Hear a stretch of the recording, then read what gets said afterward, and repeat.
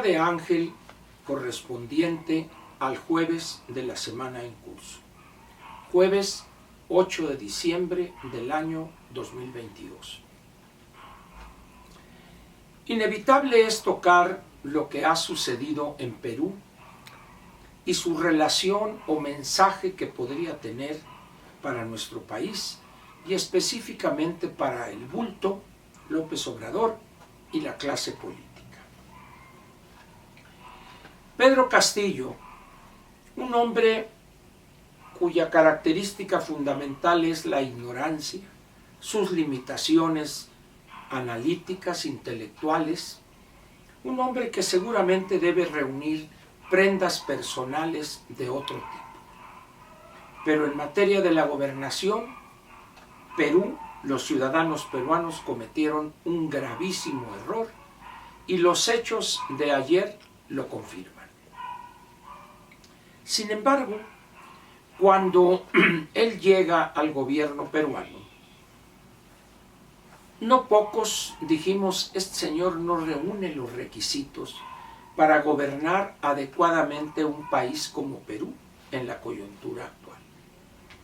Sin embargo, otros ingenuos y que el grupo rosa o la izquierda rosa con Luis Inácio da Silva en Brasil, luego Perú, Petro en Colombia, y este joven inexperto en Chile y Argentina, y la mentira que te eché. Poco a poco, la realidad ha venido imponiéndose. Primero fue, y esto ya hace tiempo, Evo Morales, un narcotraficante juzgado y sentenciado, un hombre que enloquece con el poder y con, pues vamos a decir, su enriquecimiento como consecuencia del apoyo a la producción de cocaína y la exportación a los mercados donde este estupefaciente es requerido. Después de Evo Morales, siguieron, como mencioné, estos gobiernos y los ingenuos, los políticamente correctos, loaron el proceso de izquierdización en América Latina. Sin embargo, como dije hace un momento, la realidad tardó poco en mostrarse. El caso primero fue el de Luis Inácio da Silva, cuando tuvo que aceptar lo inevitable, la designación o la propuesta que había hecho el anterior presidente Jair Bolsonaro de un profesional de las finanzas como el que terminó ocupando la dirección general del Banco Interamericano de Desarrollo. Da Silva encuentra un país con una serie de problemas complejos que van desde la cuestión ambiental hasta lo que podría ser la parte crítica de la situación política y económica de Brasil, su sistema de pensiones. Un país que en los años de Luis Inácio da Silva derrochó decenas de miles de millones de dólares en un programa demagógico, Fome Cero y Bolsa Familia, etcétera, buscando perpetuarse en el poder a través luego de Dilma Rousseff, pero sin atacar los problemas estructurales del Brasil. Y otra vez, la realidad se hizo presente, llega un personaje como Jair Bolsonaro, con un apoyo de 57 millones de ciudadanos en su primer gobierno, primer intento exitoso, y es derrotado pues por algo parecido a lo que sucedió en México en el 18. La esperanza de millones de brasileños de vivir sin trabajar a costa del erario.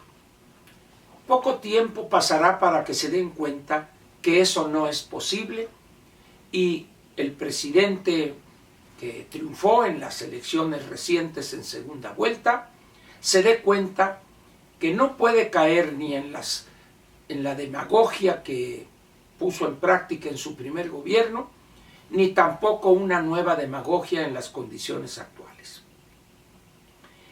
En ese momento esos que votaron por Da Silva pensando en que otra vez iban los chorros de reales, que es la moneda brasileña, les iba a llenar los bolsillos.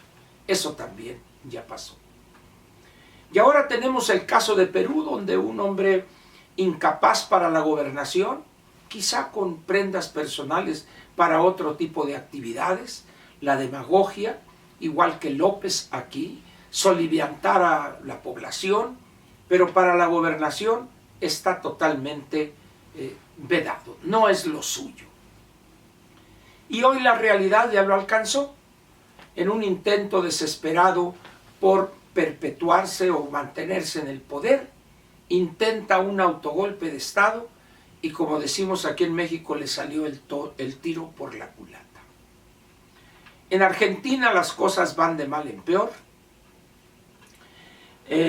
La señora Cristina Fernández, viuda de Kirchner, una de las mujeres más corruptas en la historia contemporánea de Argentina, cerebro tras el trono en el caso de la pareja Kirchner-Fernández, y quizá la única persona que podría acercársele en materia de corrupción sería la finada en 1953, Eva Duarte de Perón, esposa de un gran corrupto y un hombre inclinado al nazifascismo, Juan Domingo Perón.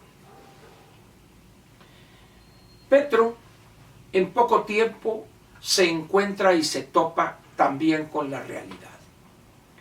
Y el señor, joven Boric, que cuando hace una visita oficial parece que va a un antro a tomarse unas copas con amigos, todavía no le cae el 20 que es el presidente del país que ha logrado la economía más moderna en América Latina. También la realidad ya se le está acercando y poco a poco irá sintiendo la lumbre en los aparejos. Ya de Cuba y Nicaragua, pues ya para qué hablamos. Países, en el caso de Cuba, que prácticamente no existe, vive de la limosna que ingenuos gobernantes deciden otorgarle o entregarle. Y Nicaragua, bueno, pues es un país tan pequeño que la gente dice, bueno, pues que sigan así hasta que las protestas sean multitudinarias y saquen del Palacio de Gobierno o de la Casa de Gobierno a Daniel Ortega y su poetisa esposa. ¿A qué nos lleva todo esto? A que las ilusiones en materia de gobernación son solo eso, ilusiones. La realidad no perdona y más temprano que tarde se hace presente. Sin embargo, en América Latina, quizá producto de esa inclinación que tenemos a lo mágico, a lo misterioso, a la cosa del chamán, del saorí, de los amarres, de la magia blanca, la magia negra, etc., nos lleva a apoyar a gobernantes o a candidatos que nos hacen creer o hacen crecer a millones de electores que se puede vivir sin trabajar. Y la verdad, otra vez, hace su aparición y el despertar es cruel y duro. México es buen ejemplo de esto. Utilizando el subterfugio de que la corrupción de Peña y Videgaray llevó al hartazgo a millones de mexicanos y votaron por López Obrador. Eso no se lo creen ni los que profieren esa tontería. México es un país marcado desde hace siglos por la más profunda y ofensiva corrupción y todavía sigue, y diría que en algunas áreas del gabinete de López, del bulto, la corrupción es mayor que en gobiernos anteriores. De tal manera pues que, como diría Rintintín, a otro perro con ese hueso de la corrupción. La realidad es que el mexicano añora o piensa que todavía es posible vivir sin trabajar a costa de la dádiva pública. De manera cruel, han dadose cuenta o se han enfrentado a la cruda realidad. No es posible vivir sin trabajar. Hoy, decenas de millones de mexicanos que reciben una dádiva aquí, otra dádiva allá, piensan que eso será eterno. No, señores.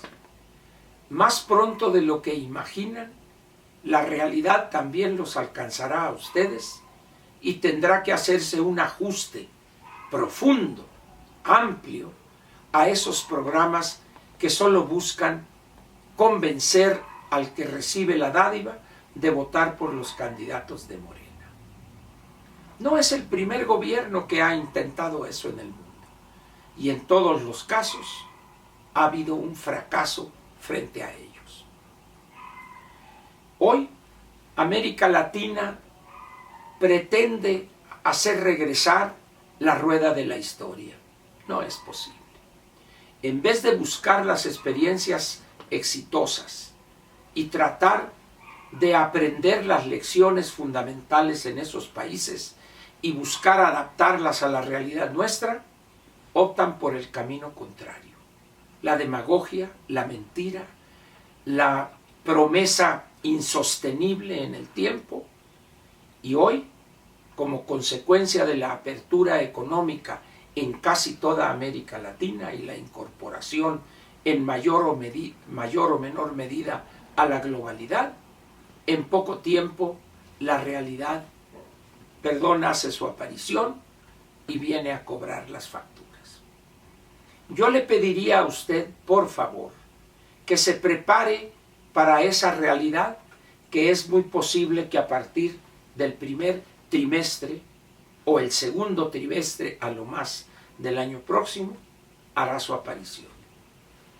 A querer y no, somos parte también de esa cruda y ofensiva realidad de la gobernación latinoamericana, donde la demagogia, la mentira y las promesas insostenibles son la parte central de la oferta de candidatos y luego las promesas de gobernantes.